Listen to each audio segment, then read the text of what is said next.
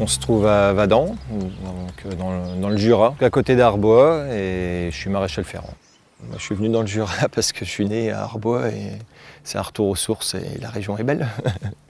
Après, on peut le faire partout, mais dans le Jura, c'est pour la région. Quand on a la chance de pouvoir choisir où on s'installe, autant aller là où on aime. La principale mission, c'est quand même de tailler les pieds et de ferrer les chevaux si besoin. Le but, c'est de refaire un pied qui ressemble à un pied, donc un pied rond, équilibré.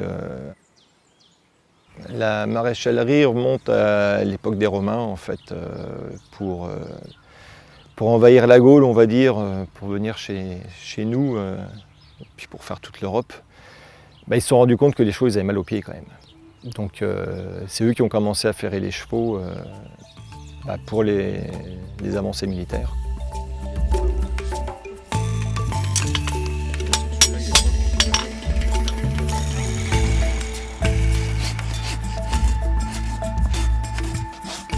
Je trouve à Châtelet, donc à côté pas très loin de chez moi, à une dizaine de kilomètres. On est ici pour parer et ferrer 2 chevaux. Au quotidien, on va chez les clients avec notre véhicule qui est aménagé et dans lequel on a tout ce qu'il faut pour travailler. Donc, on a une enclume, on a une forge à gaz, moi j'ai une ponceuse à bande, on a une perceuse à colonne pour percer les fers quand on met des crampons. Et là on a fait le parage, donc on a simplement coupé l'excédent de pouce et remis le pied d'aplomb. Donc que quand le pied est au sol, qu'il soit vraiment parallèle au sol, quoi. Que le cheval ne soit pas bancal. Donc ça c'est la première étape avant de faire la ferrure, avant de poser les fers. Quand on porte à chaud le fer, on brûle la corne, donc ça fait énormément de fumée, mais c'est que de la corne brûlée, le cheval ne sent rien.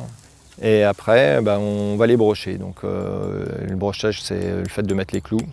Donc on met nos clous qui vont dépasser en paroi. Donc les clous, ce que j'expliquais, sur les clous, il y a un grain d'orge. Donc c'est une petite bosse. Donc cette petite bosse, on le met à l'intérieur du pied. Le clou, il monte dans la ligne blanche et quand on tape doucement, le clou monte. Donc il monte dans le pied tout le long. Et quand on tape un coup sec, le grain d'orge chasse le clou vers l'extérieur. Donc c'est ce qui nous permet de pouvoir monter les clous à la hauteur qu'on veut. Au niveau de la forge, au niveau du matériel lourd dans la camionnette, donc on a la forge à gaz. Donc c'est une forge qui permet de monter les fers jusqu'à 1000 degrés. L'intérêt, c'est vraiment d'être indépendant.